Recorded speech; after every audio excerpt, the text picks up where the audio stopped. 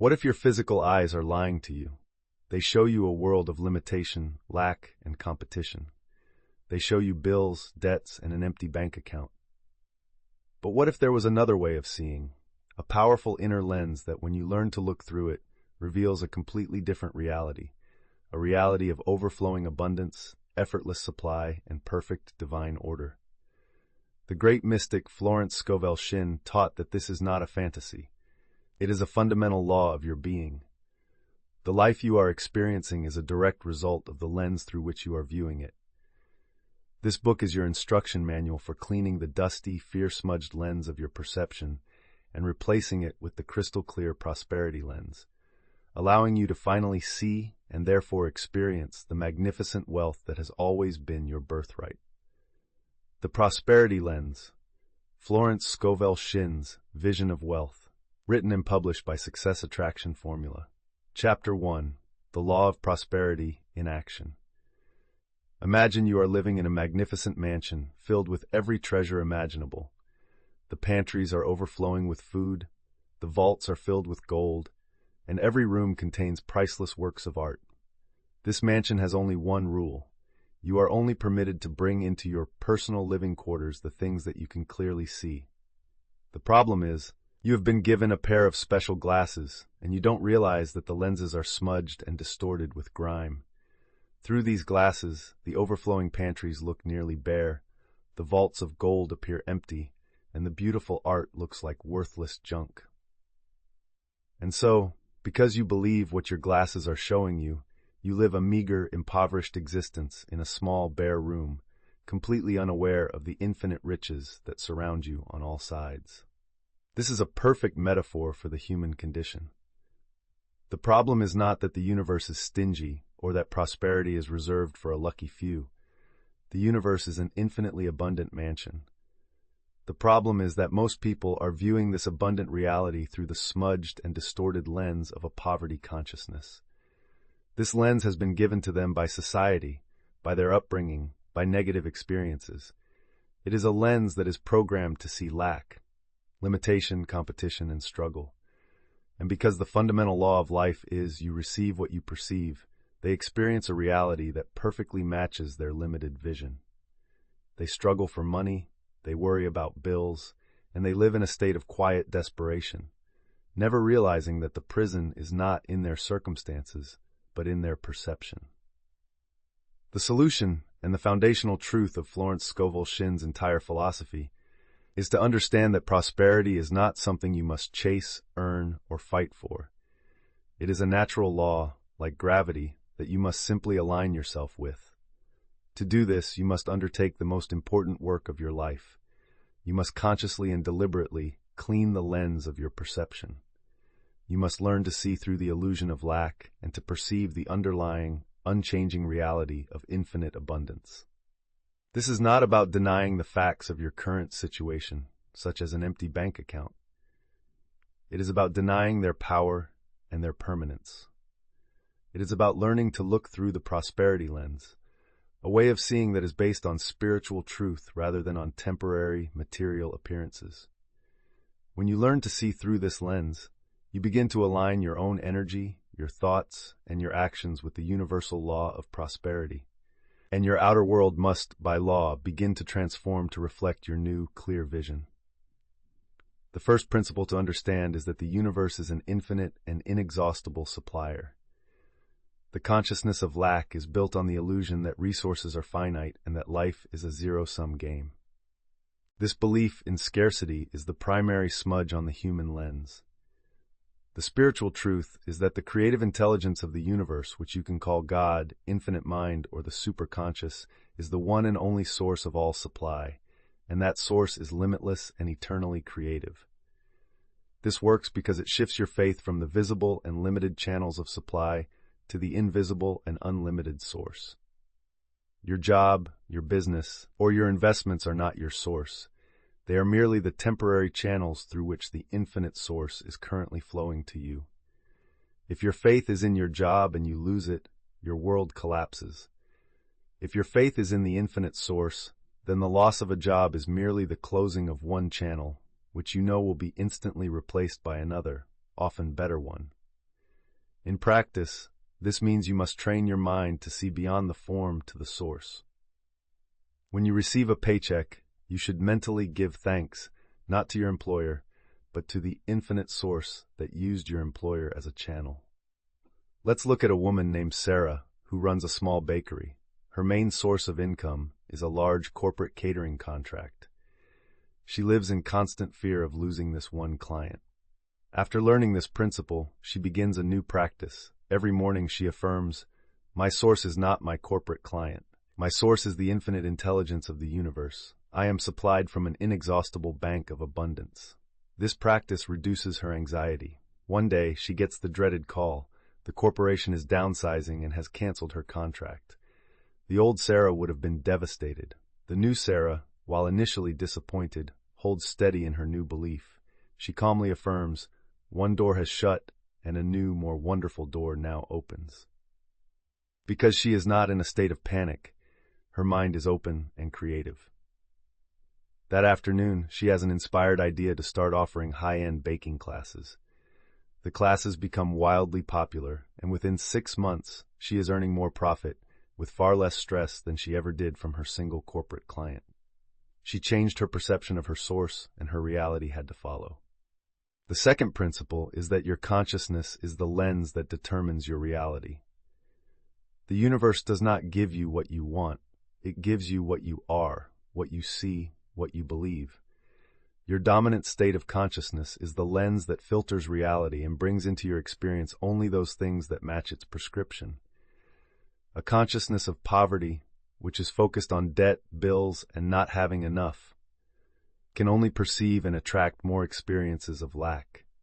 A consciousness of prosperity, which is focused on abundance, value, and gratitude, can only perceive and attract more experiences of wealth. This works because of the law of resonance. Your thoughts and feelings create a specific vibrational frequency. The universe, which is fundamentally energy, must then arrange circumstances to match the frequency you are broadcasting. It's like tuning a radio. You cannot hear the classical music station if your dial is tuned to the static of the rock station. To change the music, you must change the dial. In practice, this means you must become a vigilant guardian of your own inner conversations. You must catch yourself when you are tuning in to the frequency of lack. Let's consider a man named Tom who is constantly worried about his bills. His inner monologue is, "I have so many bills, I don't know how I'll pay them." Money just goes out as fast as it comes in. He is viewing his life through a bill-colored lens. He learns this principle and decides to clean his lens. Every time he receives a bill, instead of feeling fear, he performs a new action. He holds the bill in his hand and says aloud, "I give thanks for this opportunity to circulate abundance. I bless this bill, and I see it paid in full." He is consciously choosing to see the bill not as a threat, but as a sign of his active participation in the economy. This small but profound shift in perception begins to change his energy. He feels less anxious and more resourceful. This new state of mind allows him to see an opportunity to take on a profitable freelance project that he would have been too stressed and overwhelmed to notice before. The third principle is that true prosperity is more than just money. A narrow focus on money alone can often be another form of lack consciousness. True prosperity, as seen through a clear lens, is a state of well-being that includes vibrant health, joyful relationships, fulfilling work, and peace of mind, in addition to financial abundance. The universe wants to give you a magnificent, well-rounded life, not just a pile of cash accompanied by stress and poor health. This works because by expanding your vision of prosperity, you open yourself up to receive your good through a multitude of channels. Sometimes, the solution to a financial problem doesn't come in the form of a check, but in the form of a new, energy-giving friendship, a healing idea, or a sudden burst of creative inspiration that leads to wealth. By being open to prosperity in all its forms, you make yourself a larger target for good. In practice, this means your gratitude and your affirmations should encompass your entire life. A business owner who is fixated only on her company's revenue might be missing the fact that her health is suffering and her family relationships are strained. She is seeking a limited form of prosperity. The wise leader expands her vision. She begins to affirm, I am a perfect expression of true prosperity. I am vibrantly healthy. My business is thriving. My relationships are harmonious and loving, and I am filled with peace and joy. By focusing on this holistic vision of success, she finds that her stress levels decrease. This leads to better decision-making in her business. Her improved mood strengthens her family relationships, which gives her the emotional support she needs to take on bigger challenges. The improvement in her overall well-being creates the very conditions that allow for greater financial success to flow in naturally and easily. Remember to subscribe to Success Attraction Formula. Give this video a like and comment with your personal opinions or suggestions for channel development. You now understand the foundational law. Your reality is a direct reflection of the lens through which you are viewing it. You have committed to cleaning that lens and seeing the world through the eyes of prosperity. But how specifically do you perform this cleaning?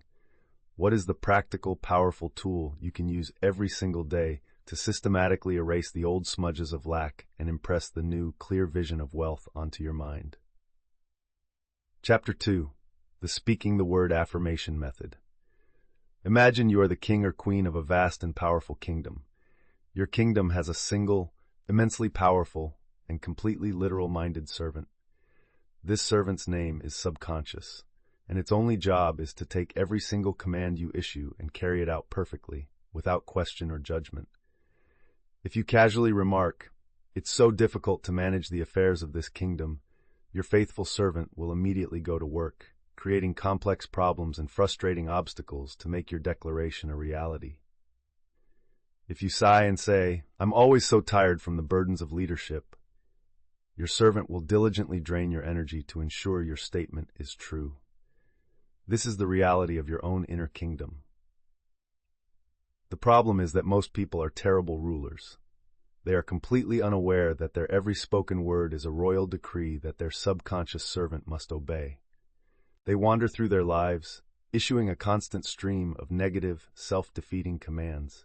They say things like, "I can never catch a break," "I'm so bad with money," "Nothing ever works out for me," or "I'm so unlucky." They speak these words as mere observations of their reality, never realizing that they are not observations at all. They are active, creative, and powerful commands that are building the very prison of circumstance they so desperately want to escape. They are unconscious rulers, cursing their own kingdom with their own words. The solution is to seize the scepter of your own authority and to master the powerful technology of speaking the word, which is Florence Scovel Shinn's specific and potent method of affirmation. This is about moving from being an unconscious, self-sabotaging ruler to being a conscious, deliberate, and benevolent sovereign of your own life. It is the understanding that your spoken word, when uttered with feeling and conviction, is the most powerful tool you have for impressing your desires upon your subconscious mind and by extension upon the universe itself. This is not about gentle, wishy-washy positive thinking. It is an active, authoritative, and commanding use of language. It is about learning to speak not from your current circumstances, but from your desired reality, with the full understanding that your faithful subconscious servant is always listening, ready to carry out your every command. When you master this skill, you stop being a victim of your life and become the powerful commander of your destiny. The first actionable step in this method is to always speak in the powerful present tense. Your subconscious servant lives in the eternal now. It does not understand future or someday. When you make a declaration like, "I will be wealthy," your subconscious hears the command, "Be in a state of will be." It then faithfully keeps you in a perpetual state of future-looking hope, always striving but never arriving. The key to effective command is to use the two most powerful words in the creative vocabulary, I am. I am is a declaration of being, a statement of present reality. When you declare, "I am wealthy," you are commanding your subconscious to begin creating that reality for you right now. This works because it aligns your command with the way reality is actually created. By declaring your good as a present fact, you are impressing that reality upon your subconscious mind as a finished, completed state, compelling it to rearrange your thoughts, your intuition, and your actions to match this new identity. In practice, you must audit all of your self-talk and affirmations and ruthlessly eliminate future tense language. I want to find a new job becomes, I am now divinely guided to my perfect, joyful, and highly paid position.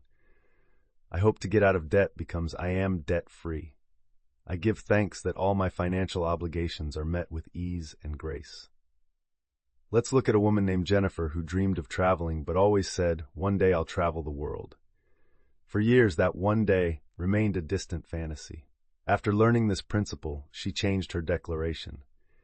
Every day, she would look at a world map and declare with authority, I am a joyful and prosperous world traveler. I give thanks for my amazing divinely funded trips. This shift from future hope to present being created a profound internal change.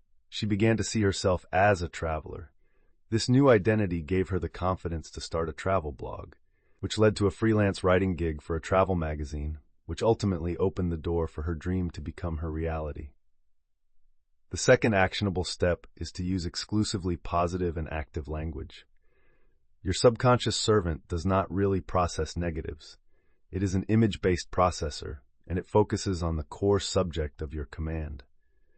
If you declare, I don't want to be in debt anymore, your subconscious latches onto the powerful, emotionally charged word, debt. You are keeping your focus and your energy firmly on the problem you are trying to escape. The universe hears the vibration of debt and in its perfect obedience gives you more experiences related to it. You must focus all of your linguistic power on the solution, on the desired state. This works because of the principle that energy flows where attention goes. By focusing your words on the positive outcome, you are directing your creative energy toward building that reality, while simultaneously starving the problem of the attention it needs to survive. In practice, this requires you to become a master of reframing. You must consciously translate your negative complaints into positive active commands. I'm so sick of my old, unreliable car. Becomes I am so grateful and happy now that I am driving my brand new, perfectly reliable and beautiful vehicle. I'm trying to avoid getting sick becomes I am a perfect expression of divine health. My body is strong, vibrant, and filled with energy and well-being. Let's consider a small business owner named Tom who was constantly worried about losing his biggest client. He would affirm, I hope I don't lose the ABC account. He was always anxious, and the relationship with the client was tense. He reframed his declaration to be positive and active. The ABC account is a harmonious, prosperous, and stable part of my business. I provide them with perfect service, and they are loyal, happy, and appreciative clients. By focusing on the desired state of harmony and success, the tension in the relationship dissolved, and the account became more secure than ever before. The third actionable step is to infuse your words with faith and feeling. A declaration spoken mechanically, without any conviction or emotion, is like an arrow shot from an unstrung bow. It has no power to penetrate the subconscious mind. It is the feeling behind the words that gives them life. Faith is the deep conviction that your spoken word has the power to change reality. Feeling is the emotional energy that fuels that change. When you declare you're good, you must allow yourself to feel the joy, the relief, the gratitude, and the security you would feel if it were already physically present in your life. This works because emotion is the primary language of the subconscious mind. A logical thought might be ignored, but a thought charged with powerful feeling is accepted as a high-priority command. Faith holds the vision steady, while feeling provides the creative fire that brings it into manifestation. In practice, this means your daily affirmation ritual should be a joyful, energetic event, not a boring chore. Before you speak, take a moment to get into the right state. Breathe deeply, connect with your desire. Then, as you speak the words, I am wealthy and abundant, allow yourself to feel a powerful wave of security and peace wash over you. Feel the freedom. Feel the joy of being able to provide for your loved ones. A young actress would repeat her affirmations for a leading role backstage, but her heart was filled with fear and doubt, and she saw no results. She then changed her approach. Before her declaration, she would take 5 minutes to vividly imagine the moment after she got the part, calling her mother with the joyful news. she would conjure the feeling of her mother's happy tears and her own exhilarating pride. Then, from that powerful emotional state, she would declare, "I am the perfect actress for this role, and it is now a divine success." By charging her words with this genuine, powerful feeling, she projected an energy of success that the casting directors felt, and she landed the part. Remember to subscribe to Success Attraction Formula. Give this video a like and comment with your personal opinions or suggestions for channel development. You have now learned how to speak the language of command. You know how to craft powerful, present tense, positive affirmations and how to charge them with the creative fire of feeling. But what do you do with the heavy burdens of worry, anxiety, and the seemingly impossible problems that the logical mind cannot solve? How do you handle the situations that feel too big for you to manage alone, the ones that keep you awake at night? What is the spiritual technique for true peace of mind and miraculous problem solving? Chapter 3. The Technique of Casting the Burden. Imagine you are the CEO of a large and complex corporation. You are brilliant, dedicated, and responsible for the overall vision of the company. However, you have one critical flaw. You are a micromanager. You insist on handling every single detail of the company's operations yourself.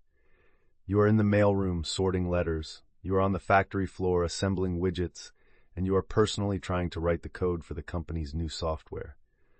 As a result, you are completely overwhelmed, exhausted, and stressed beyond measure. The mail is piling up, the factory is inefficient, and the software is full of bugs. Meanwhile, you have a team of highly paid, brilliant, and loyal executives, a chief financial officer, a head of operations, a lead engineer, who are sitting in their offices, waiting patiently and eagerly for you to delegate these tasks to them, the very tasks they are perfectly and uniquely qualified to handle. This is the exact predicament of the average person. The problem is that we try to run the entire corporation of our lives using only the limited resources of our conscious, logical mind, the CEO. We carry the heavy burden of every problem, every worry, and every fear ourselves. We stay up all night, trying to figure out a solution to a complex financial problem or a difficult relationship issue. We are micromanaging the universe. Meanwhile, we have a silent, infinitely powerful executive partner waiting to help us. The superconscious mind, or what Florence Scovel Shinn called the infinite intelligence within. This is the all-knowing, all-powerful part of our consciousness that has the perfect solution to every problem. But it cannot act until we, the CEO, have the wisdom and the faith to delegate the problem to it. The solution is to master the profound and life-changing spiritual technique of casting the burden. This is the conscious and deliberate act of handing over your seemingly impossible problems to the superconscious mind for it to solve. It is the ultimate act of delegation. It is the moment you stop saying, "I have to figure this out," and you start declaring, "Infinite intelligence, this is your problem now. I cast this burden on you and I go free." This is not an act of passive resignation. It is an act of supreme spiritual power. It is based on the understanding that your conscious mind's job is to choose the desired outcome, but it is the superconscious mind's job to figure out the how. When you truly learn to cast your burdens, you are liberated from the immense stress and anxiety of trying to control everything. You enter a state of peace and faith, knowing that a power infinitely greater than your own intellect is now at work, arranging circumstances and bringing forth the perfect, often miraculous, solution to your problem. The first step in this technique is to clearly identify the burden. You cannot delegate a vague problem. To effectively hand over a task, you must first have absolute clarity on what the task is. This requires you to sit down and articulate the specific problem or worry that is weighing on you. This works because the act of defining the problem takes it out of the chaotic emotional realm of worry and into the clear, objective realm of a task to be completed. It crystallizes the issue so that you can hand it over cleanly. A vague sense of, "I'm stressed about money," is too fuzzy to cast. You must get specific. In practice, this can be done through a simple journaling exercise. Take out a piece of paper and write down the specific burden. Let's look at a man named John who owns a small construction company. He is facing a major cash flow crisis. A large client is late on a payment, and he doesn't have enough money to make payroll for his employees at the end of the week. His mind is racing with fear and worry. To cast this burden, he must first define it clearly. He writes, "The burden is the need for $25,000 to be in my company bank account by this Friday at noon to successfully make payroll for my loyal team."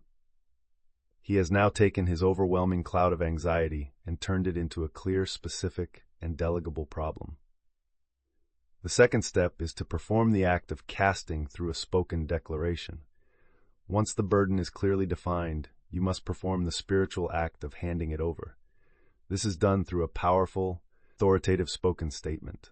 This is not a timid plea for help. It is a confident command of delegation. You are the CEO, speaking to your most trusted executive. This works because the spoken word, as we learned in the previous chapter, is a powerful tool for directing your subconscious and superconscious faculties. The verbal declaration makes the act of release definite and real. It is the moment you officially take the problem off of your own desk and place it onto the desk of infinite intelligence. In practice, after defining his burden, John takes a deep breath and makes his casting declaration aloud. He might say, "Infinite intelligence, I cast this burden of the $25,000 payroll upon you. This is your problem now, not mine. I know you are the great provider, and your ways are ingenious. I give thanks that the perfect, divine solution is now at hand, and that this need is met with ease and grace. I let go, and I trust." He might repeat this declaration several times until he feels a genuine sense of release, a feeling that the weight has truly been lifted from his shoulders.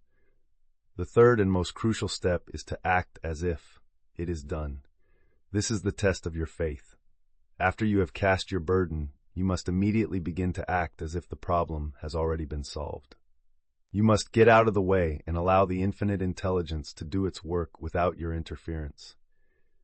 If you cast the burden and then immediately go back to worrying, planning, and trying to force a solution, you have effectively snatched the problem right back off the executive's desk. You are micromanaging again. This works because acting with faith holds you in the high vibrational, receptive state that is necessary for the solution to appear. Worry and fear create static and block the intuitive guidance that the superconscious mind will try to send you. A state of peaceful, faithful expectancy keeps the channel clear. In practice, this is the most challenging part of the process. After casting his burden, John must resist the powerful temptation to panic. What does acting as if look like for him? It means he does not call his employees to warn them that payroll might be late. That would be an act of fear. Instead, he goes about his day with a calm and cheerful demeanor. He might get an intuitive nudge to call a former client just to say hello. He follows this hunch without questioning it. During the call, the former client mentions that they have a new, urgent project and asks if John's company could start immediately. They offer to pay a significant upfront deposit to secure his team's time, a deposit that more than covers the payroll. The solution came in a way his logical, worried mind could never have predicted, but it could only come because he had cast the burden and then acted with the faith required to follow his intuitive lead. Remember to subscribe to Success Attraction Formula, give this video a like, and comment with your personal opinions or suggestions for channel development. You now have the ultimate tool for dissolving worry and solving impossible problems. You know how to cast your burdens onto the infinite intelligence and to trust in its perfect work. But once you have cast your burden and your mind is quiet and peaceful, how do you learn to hear the answer? What is the specific skill required to receive the brilliant, often unexpected guidance that the superconscious mind will provide to lead you to your promised land of prosperity? Chapter 4. Following your intuitive leads to success. Imagine you are a ship's captain navigating a treacherous and foggy sea. Your destination is a hidden, prosperous island that does not appear on any known map. Before you set out, you were given access to the master of the port, an all-knowing guide who has charted these waters. You told him your destination, and he agreed to guide you. But he will not give you the entire map at once. Instead, he communicates with you through a series of subtle, mysterious signals. a particular pattern in the stars at night, the sudden appearance of a friendly dolphin off the port bow, a specific, unusual shift in the wind's direction. Your success now depends entirely on your ability to quiet your own logical, fearful mind, to pay close attention to these subtle signals, and to have the courage to act upon them without hesitation. The problem for most people is that even after they have learned to hand over their problems to a higher power, they are completely deaf and blind to the guidance that is sent in return. Their minds are too noisy, filled with the constant roar of worry, the static of other people's opinions, and the loud, insistent voice of their own limited logic. Even if a subtle, intuitive signal does manage to break through the noise, a sudden hunch, a strange coincidence, a persistent gut feeling, they immediately dismiss it as illogical, irrational, or a silly coincidence. They have asked for directions, but they are ignoring the guide, waiting instead for a loud, booming voice from the heavens, and so they remain lost in the fog. The solution is to consciously develop the art of active receptivity. It is the understanding that intuition is the direct communication line from the infinite intelligence, the superconscious mind, providing you with the precise, custom-tailored guidance needed to navigate your path to success. After you have cast your burden, your work is to become a calm, alert, and obedient radio operator, listening intently for the subtle signals that will guide your next move. This requires you to cultivate a new level of inner stillness and to develop the profound courage to act on guidance that your logical mind often cannot and will not understand. When you master this skill, you are no longer navigating life alone. You have an all-knowing guide showing you the perfect, often surprising path of least resistance to your greatest good. The first core discipline for this practice is the discipline of stillness. To hear a whisper, you must first quiet the noise. The voice of intuition is notoriously subtle and easily drowned out by the clamor of the anxious, analytical mind. You cannot hope to receive clear guidance when your inner world is a chaotic storm of thoughts. Therefore, you must deliberately create periods of mental silence in your life. This is not about trying to get an answer. It is the exact opposite. It is about letting go of the need for an answer and simply creating a quiet, receptive space into which the answer can gracefully appear. This works because a quiet mind is a receptive mind. When you cease your own frantic mental striving, you create a vacuum that allows the wisdom of the superconscious to flow in. This is why our best ideas often come to us not when we are straining at our desks, but when we are in the shower, on a quiet walk, or just as we are drifting off to sleep, moments when the logical mind has finally relaxed its grip. In practice, this means scheduling a non-negotiable daily appointment with silence. This could be a 20-minute period of meditation in the morning. It could be a silent walk in nature without your phone. For a business owner, let's call her Lisa, who is facing a complex strategic decision, the temptation is to hold more meetings and do more analysis. Instead, she applies this discipline. Every day for a week, she blocks out 30 minutes on her calendar for strategic silence. She goes into her office, closes the door, and simply sits quietly, with no agenda other than to be still. For days, nothing happens but a swirl of her own anxious thoughts. But she persists in the practice. Then on the fourth day, in the middle of the silence, a brilliant, simple, and completely unexpected solution to her problem pops into her head, fully formed. The answer was always there, waiting for a moment of silence to be heard. The second core discipline is the discipline of non-judgment. Intuitive leads often, if not always, seem strange, illogical, or irrelevant to the conscious mind. You might get a sudden, strong urge to call a person you haven't spoken to in a decade. You might feel a persistent nudge to drive a different way home from work. You might have a random idea for a business that seems completely unrelated to your current career. The logical mind will immediately try to dismiss these prompts. That's a silly idea. Don't bother that person. That's a waste of time. The discipline of non-judgment is about learning to honor these intuitive arrivals without immediately filtering them through the limited lens of your logic. This works because the superconscious mind sees the entire, vast tapestry of connections in the universe, while your conscious mind sees only a tiny patch. An action that seems random to you may be the critical first step in a chain of events that the infinite intelligence has orchestrated to bring you your good. By refusing to judge the hunch, you are demonstrating faith in your guide. In practice, a powerful tool for this is to keep an intuition journal. Get a small notebook and carry it with you. Whenever you get a strange hunch, a recurring idea, or a gut feeling, write it down without analysis or judgment. This simple act of recording it honors the message and strengthens your intuitive faculty. Let's look at a writer named Mark who is struggling with writer's block on his novel. He has cast the burden on the problem. A few days later, while working, he gets a sudden inexplicable urge to go to a specific, small, second-hand bookstore on the other side of town. His logical mind argues with him. You have work to do. You have plenty of books at home. Instead of arguing back, he practices non-judgment. He simply closes his laptop and follows the hunch. He goes to the bookstore. While browsing a dusty corner, a particular, old, leather-bound book seems to almost fall off the shelf into his hands. He opens it, and inside he finds a passage that contains the perfect, elegant solution to the plot problem that has been blocking him for months. The third core discipline is the discipline of immediate action. Intuition has a very short shelf life. The inspired hunch is a flash of lightning, illuminating the path for a brief moment. You must learn to act on it instantly. Hesitation is the enemy of intuition.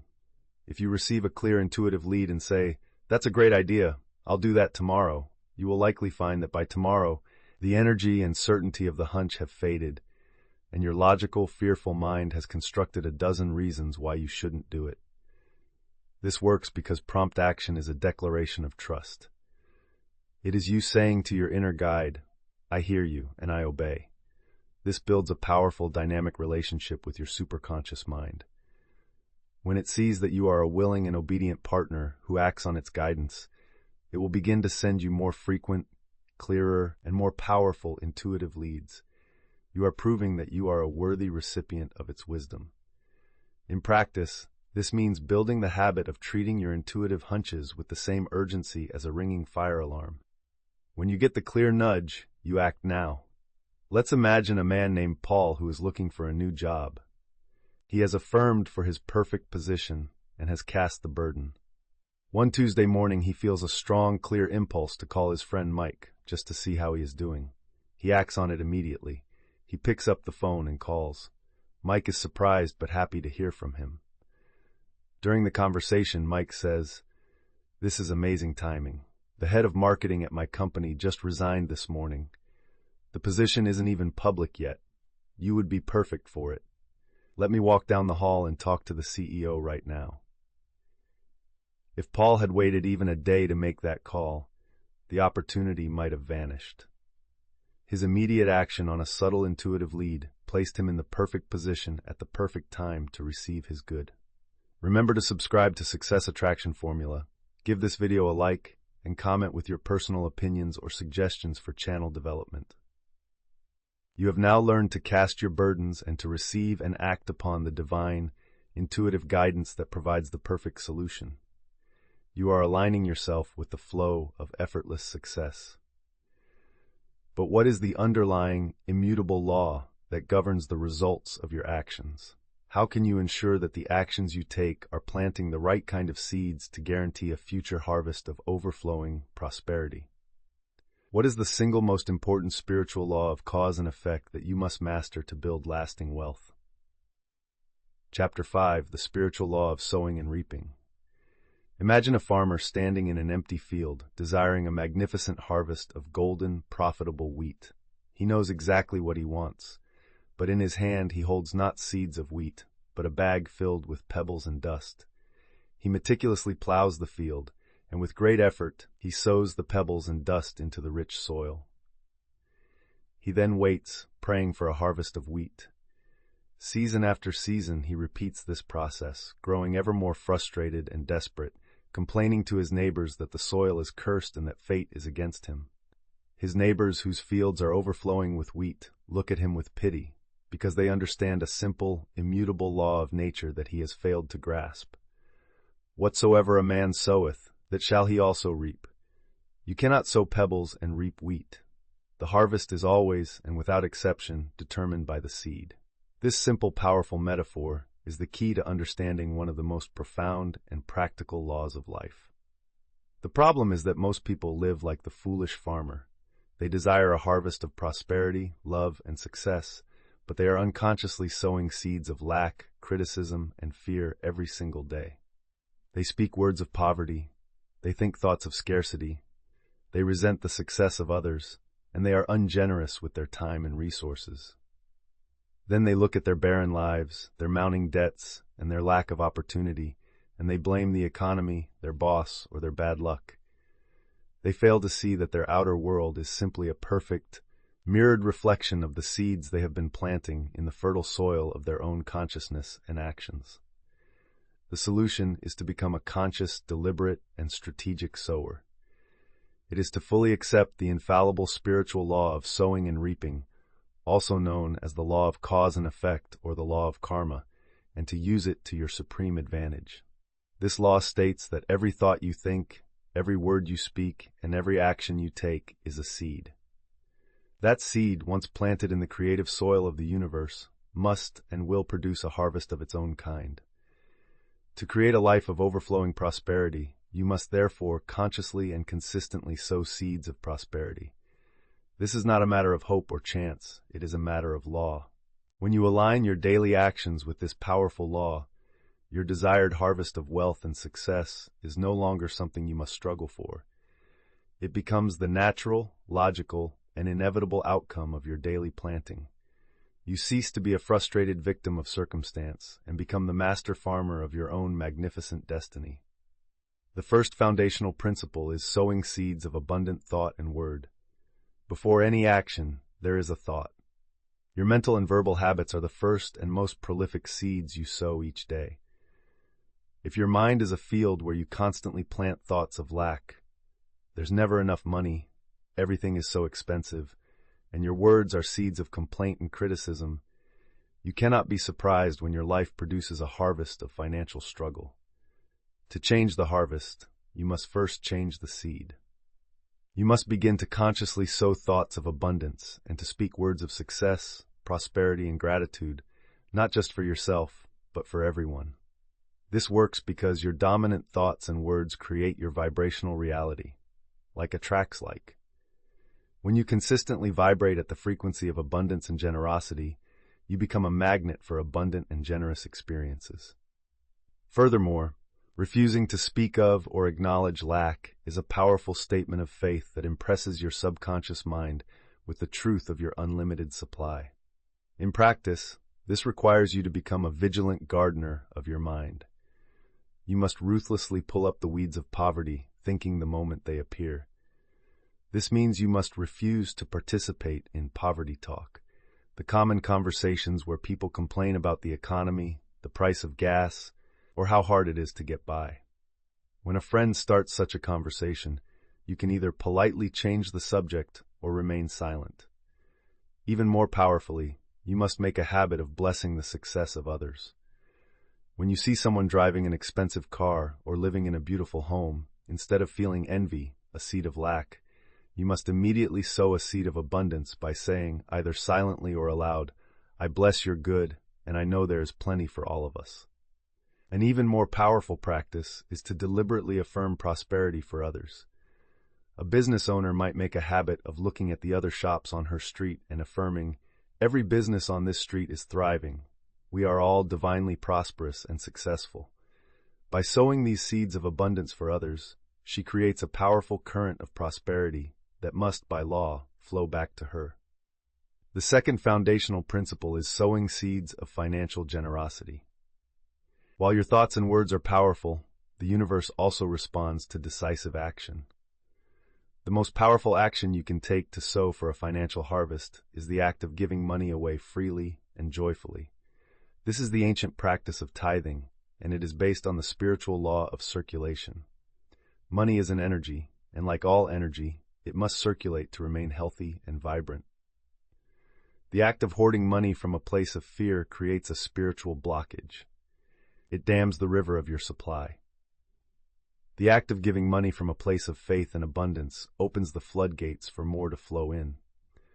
This works because it is a profound demonstration of your faith over your fear. It is you saying to the universe, I have such absolute faith in my infinite, inexhaustible source that I can give this portion away, knowing that my supply is limitless and that my good will return to me multiplied. This act of faith breaks the subconscious grip of the scarcity mindset. In practice, this means systematically giving away a portion of your income. The traditional amount is a tithe, or 10%, but you can start with any amount that feels like a stretch, but not a terror. The key is the spirit in which it is given. You must give it with a feeling of joy and gratitude, not with a feeling of loss or obligation. You should direct your giving toward a person, organization, or cause that has inspired you or provided you with spiritual food. A man named Peter felt stuck financially.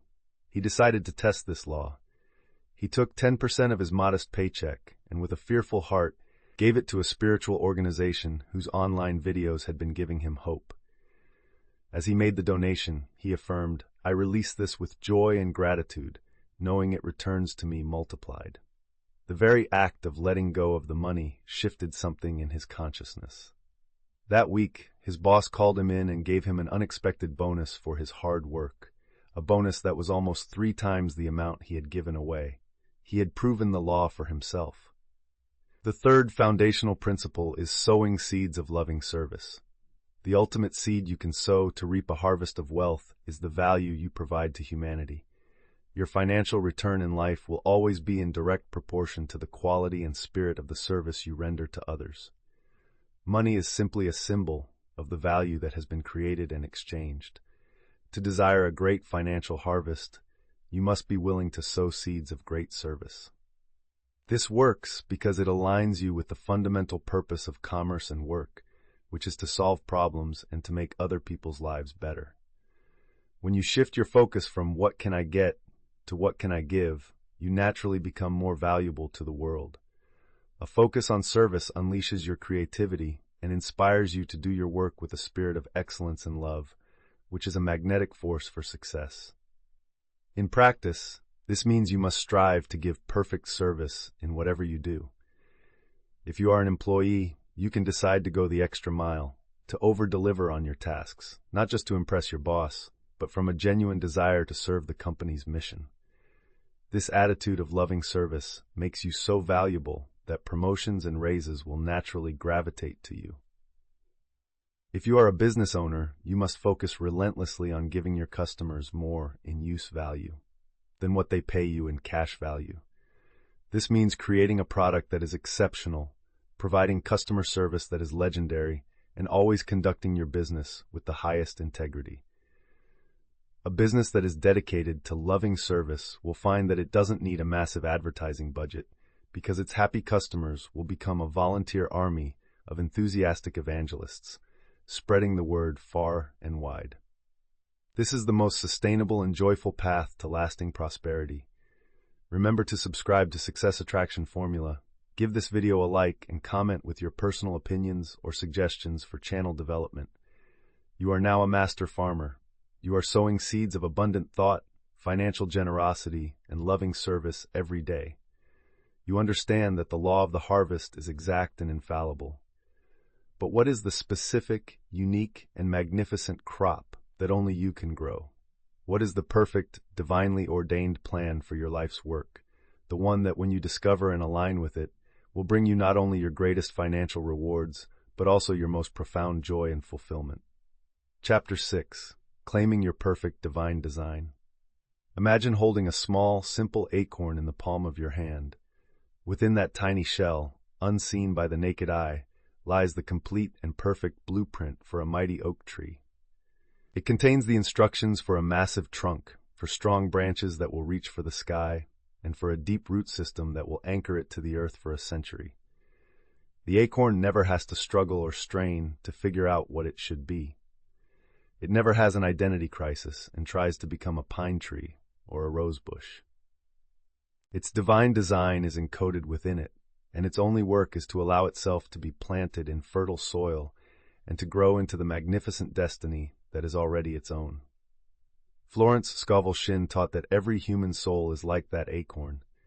Within you at this very moment is a perfect divine design for your life, a unique pattern for your perfect self-expression, your greatest joy, and your most abundant prosperity. This design leverages your unique God-given talents, passions, and desires. The problem is that, unlike the acorn, human beings have free will, and they are susceptible to the confusing and often contradictory opinions of the outside world. Most people are living lives that are a complete departure from their own divine design. They are like acorns trying desperately to become pine trees. They have chosen careers and paths based on their parents' expectations, on what society told them was safe and practical, or on a desire to fit in.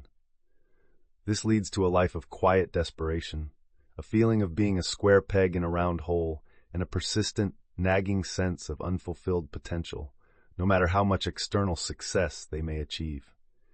The solution is to undertake the most sacred and important journey of your life, the journey to discover and to courageously claim your own unique divine design. This is the ultimate act of alignment with the law of prosperity. It is the understanding that your greatest wealth will not come from forcing yourself to do something you dislike for money, but from joyfully and fearlessly being the person you were created to be. Your divine design is the path of your greatest good and your least resistance. When you are living in alignment with it, the universe conspires to support you. The right people, the right resources, and the right opportunities are naturally drawn to you, and your life begins to unfold with a sense of grace, ease, and miraculous flow. The first insight to guide this discovery is that the clues to your design are hidden in your joy and natural talents. Your divine design is not a complete mystery that will be revealed to you in a single, dramatic flash of lightning. It has been leaving a trail of clues for you throughout your entire life. The two most important clues are your innate talents and your genuine joy. Your innate talents are the skills and abilities that come easily and naturally to you, often so easily that you take them for granted and assume everyone else possesses them too. Your genuine joy is the feeling that arises when you are engaged in activities that make you lose all track of time, activities that energize you rather than drain you. This works because your talents are the specific tools you were given to carry out your life's purpose, and your joy is the internal compass that points you in the direction of that purpose. When you can find the powerful intersection of what you are naturally good at and what you absolutely love to do, you have found the heart of your divine design. In practice, this requires a process of deep self-excavation. You must become an archaeologist of your own life. Get a journal and reflect on these questions.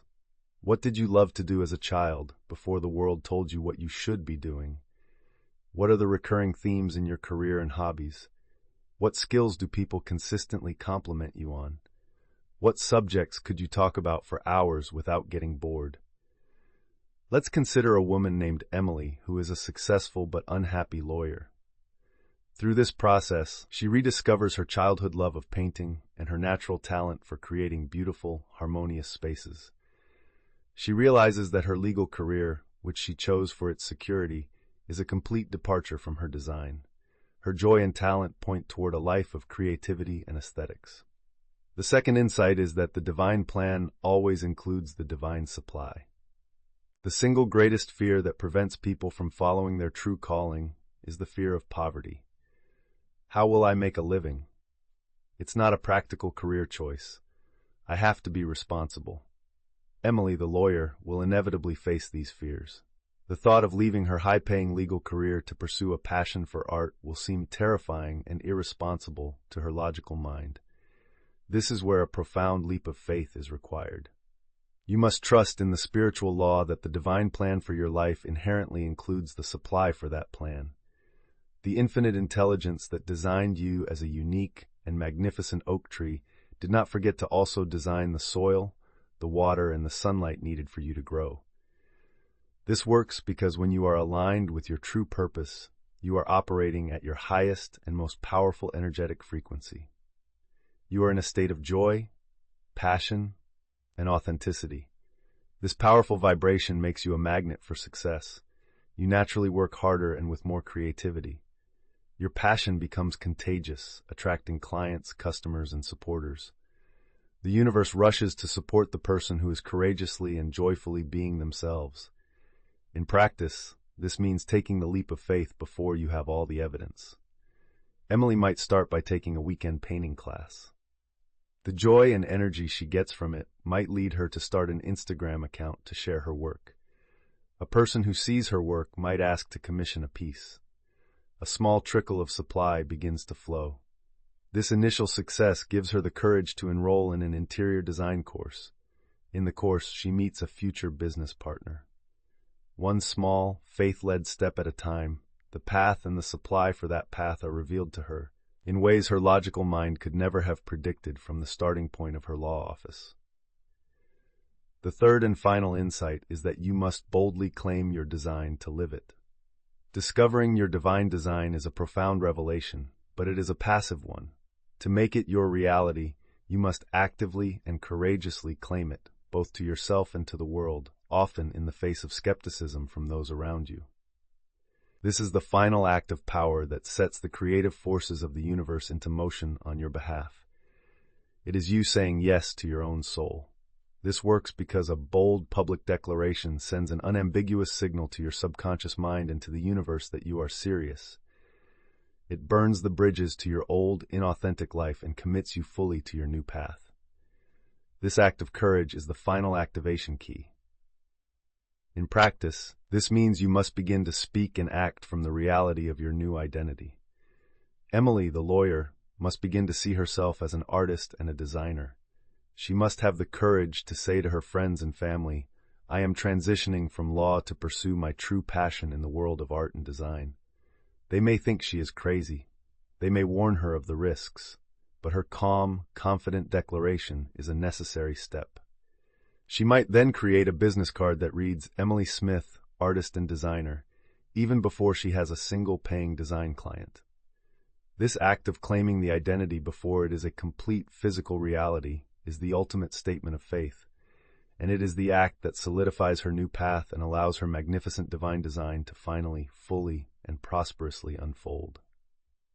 You have now journeyed through the core principles of Florence Scovel Shinn's powerful vision of wealth.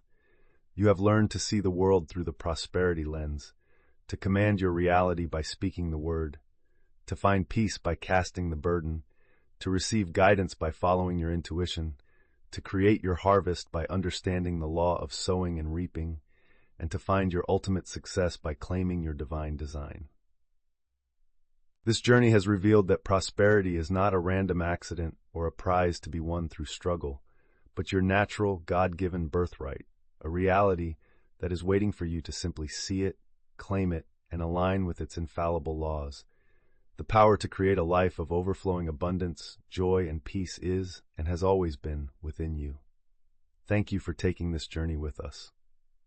Remember to like this video, leave a comment sharing your greatest insight, and subscribe to Success Attraction Formula to continue your mastery of a prosperous life.